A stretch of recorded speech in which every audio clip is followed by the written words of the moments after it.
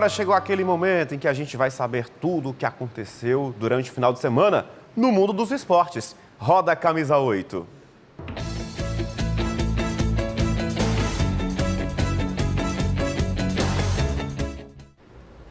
E ela já está aqui comigo, Josi Freitas, abrindo a semana do Camisa 8. Como é que você está, minha amiga? Bom dia, Miguel. Tá tudo bem, dia. tudo tranquilo.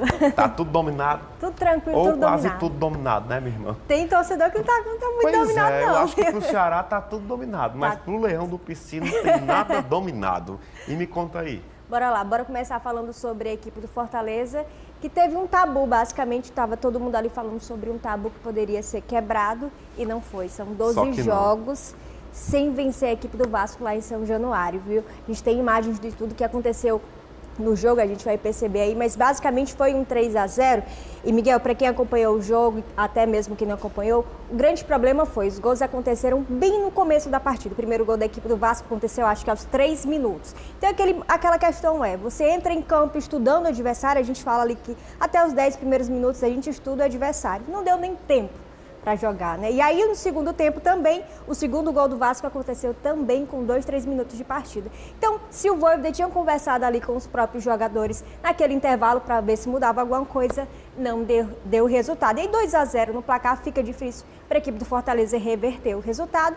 E aí, fez esse 3-0 a equipe do Vasco. É bom a gente falar sobre isso, porque, querendo ou não, a gente tem ali uma variação da atuação da equipe do Fortaleza, né? Tava 6 jogos, 7 jogos, na verdade, sem perder, aí passa para essa fase de 7 jogos sem ganhar e basicamente volta essa má atuação, né? O torcedor estava comemorando os últimos jogos, estava vencendo e aí acaba perdendo para a equipe do Vasco, que entrou nesse jogo na zona de rebaixamento, viu, Miguel? E saiu, né?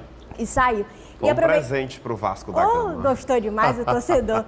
Mas aí a gente tem agora que lembrar que o Fortaleza tem jogo pela Copa do Brasil contra o Retrô. E o primeiro jogo que aconteceu foi um empate. 1-1, o jogo vai acontecer agora na Arena Castelão. E o Fortaleza precisa ganhar para se classificar para a próxima fase. É ganhar e ganhar.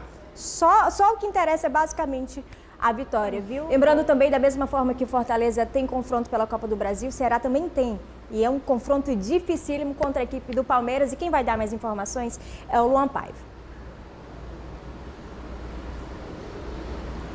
Daqui a pouquinho a gente traz o Luan Paiva, Josi Freitas. A gente consegue falar direitinho. É um jogo difícil por quê, Miguel? O primeiro confronto foi aqui na Arena Castelão e o Palmeiras acabou ganhando por 1-0. O jogo foi ali, teve várias polêmicas por causa da penalidade. Eu vi, Mas eu aí lembro. No jogo de volta, é lá no Allianz Parque, a gente sabe da força do Palmeiras jogando dentro de casa junto da sua torcida. E aí, basicamente, da mesma forma que é o Fortaleza, o Ceará só resta vencer por 2 gols de diferença. Se for no pontinho ali, ou se empatar, vai para as penalidades e o torcedor não quer isso. Então, a gente espera uma vitória da equipe do Ceará. E a gente pontuar também, basicamente, no sábado, a gente teve muito torcedor dentro da Arena Castelão. O Ceará fez aí uma promoção com os sócios torcedores de levar as mães na faixa, no 0800. A gente teve mais de 30 mil torcedores na Arena Castelão. Ficou bonito, viu? Um caldeirão alvinegro. Foi, exatamente. E me conta aí os jogos da 9ª rodada, né? Com os resultados. Isso. Bora ver se a gente consegue mostrar a tabela Como é que ficou de a classificação tabela? Aqui. Olha aí, Palmeiras, primeiro colocado da classificação. A gente pode colocar até mesmo as duas equipes aqui, que são os grandes favoritos, que tem fazendo aí bons desempenhos aí nesse Campeonato Brasileiro. Cruzeiro jogou nesse final de semana, foi o último jogo, na verdade, ontem, contra a equipe do Atlético. A gente teve aí um clássico mineiro, um 0-0 ali, que teve muitas chances o Cruzeiro de vencer, mas foi um 0-0 sem gols. O Bragantino na 4ª colocação, o Ceará, como a gente vinha falando, está nessa parte de cima da tabela. O Bahia venceu também em um clássico, a equipe do Vitória, que saiu, na verdade, começou ganhando 1-0, Vitória empatou, teve expulsão dos dois lados e aí o Bahia conseguiu a vitória por 2-1 e a gente tem que destacar, Eric Pulga foi um dos grandes nomes, olha só, que é ex-jogador da Ceará. Equipe do Ceará. Fluminense na 7ª colocação, o Corinthians teve um clássico também ontem contra a equipe do Santos, venceu por 1-0, teve um gol impedido também do Yuri Alberto, mas está aí na 8ª colocação, terminando essa primeira parte da tabela. Atlético Mineiro e Botafogo, que empatou ontem, teve outro clássico. Foi uma rodada de clássicos, viu, Miguel? Empatou ontem 0-0 também contra a equipe do Flamengo. São Paulo venceu a equipe do Grêmio, que anda dificultando a situação, está lá na zona de rebaixamento. Depois o Mirassol e Internacional acabaram empatando também. Vasco da Gama, Fortaleza e Internacional e Vitória. E na zona de rebaixamento, na zona que ninguém quer ficar, Grêmio, Juventude, Santos e a equipe do Sport. O viu, Sport Miguel? está arquejando, viu, Josi? E é complicada a situação, né? Porque teve alguns investimentos, só que no final das contas demitiu o técnico, veio esse novo técnico, que é o Antônio Oliveira, que é um português, demitiu também 5 jogadores, teve desfalque nesse jogo contra a equipe do Ceará, então tá dificílima a situação da equipe do Sport, viu, Miguel? Nada fácil, viu? E seleção brasileira de futebol? Sabe quem é que gostou?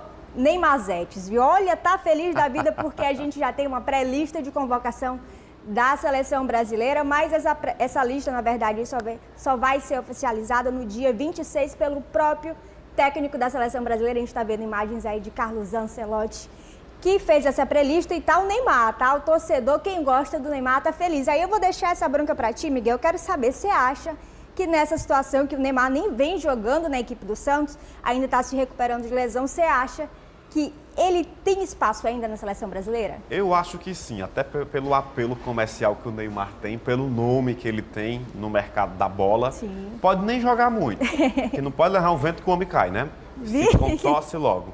Mas eu acho que ele tem grandes chances, sim, de participar aí do Mundial no ano que vem, viu? O Ancelotti não vai deixar ele de fora, não. Eu acho que até mesmo o Ancelotti está dando uma oportunidade para ele. Se o Neymar fizer um bom condicionamento físico, se recuperar, voltar magrinho, que a gente sabe, aí sempre tem essa questão da parte física. Se ele voltar bem, tem tudo para ser ainda o camisa 10 da seleção brasileira. Deixar de farra também, né, Josi? Exatamente, tem que ter um foco ali. Se ele ficar dividindo aí o seu foco, eu acho meio difícil que ele entre como titular. A gente vai ver, né? Um novo técnico, a gente espera aí que dê tudo certo para a seleção brasileira já nessas eliminatórias e quem sabe uma Copa do Mundo, viu, Miguel? Perfeito. Josi Freitas é o nome dela. Amanhã tem mais camisa 8, não tem? Tem mais sim. Para falar de tudo que acontece entre Ceará, Fortaleza, tudo que acontece no mundo do esporte,